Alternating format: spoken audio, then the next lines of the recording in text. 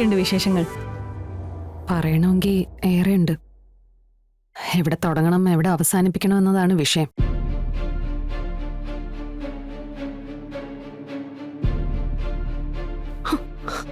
ആ, നീ ഇവിടെ വന്ന് നിൽക്കുകയാണോ? അവിടെ വന്നിരിക്കുന്നതേ കളക്ടറും വക്കീലും കൂടിയാ. അവരുടെ അടുത്ത് ചെന്ന് സ്നേഹത്തോടെ എന്തൊക്കെയാ വേണ്ടതെന്ന് ചോദിക്ക്. നമ്മുടെ ഈ പണിയിൽ ആദ്യം പഠിക്കേണ്ടത് ടേബിൾ മാനേഴ്സാ.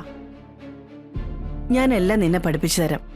ചെന്ന് ഓർഡർ എടുക്ക്. ആന്റി, എനിക്ക് പെട്ടെന്നൊരു തലകറക്കം പോലെ. ഞാൻ കുറച്ചു നേരം ഒന്ന് ഇരുന്നോട്ടെ. പ്രഷർ എന്തെങ്കിലും കുറഞ്ഞോണ്ടായിരിക്കും. സാരമില്ല, ഞാനിത് നോക്കിക്കോളാം. നീ ചെന്ന് റെസ്റ്റ് എടുക്ക്.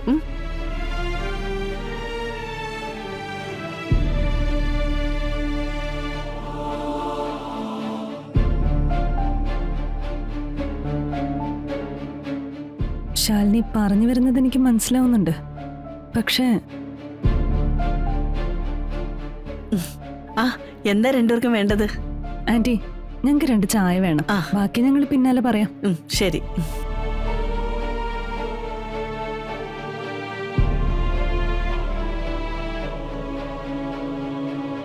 ഇന്നെന്നെ കാണാൻ സത്യമ്മ വന്നിരുന്നു. കേസ് ഏൽപ്പിക്കാനാണോ? അതെ, തനിക്കെതിരെയുള്ള കേസ്.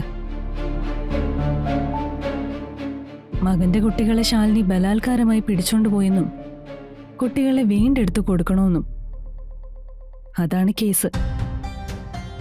പക്ഷേ ഞാൻ കേസെടുത്തില്ല. തനിക്ക് കേസ് എടുക്കാൻ പാടില്ലായിരുന്നോ? അപ്പോ എനിക്ക് നല്ലൊരു വക്കീലിനെ നോക്കായിരുന്നല്ലോ. ഓ, അങ്ങനെ. എന്തായാലും സത്യമ്മ സ്ട്രോങ് ആയിട്ടാ മുന്നോട്ട് പോകുന്നത്. ഞാനല്ലെങ്കിൽ മറ്റൊരു വക്കീല്. ശാലിനിക്കായി ഞാൻ ഒരുങ്ങിയിറങ്ങേണ്ടി വരുന്ന തോന്നുന്നു. നമുക്ക് നോക്കാം.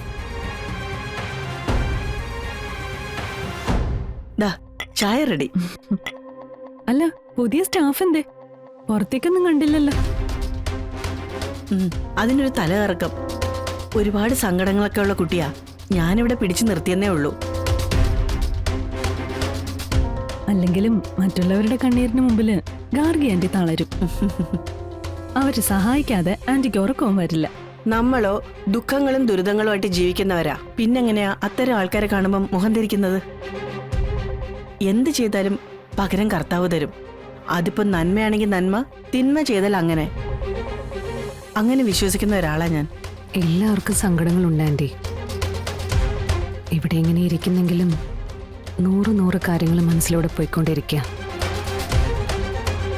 മക്കളുടെ കാര്യം, കൂടപ്പിറപ്പുകളുടെ കാര്യം, അങ്ങനെയെല്ലാം എല്ലാം സങ്കടപ്പെടുത്തുന്ന കാര്യങ്ങളാ.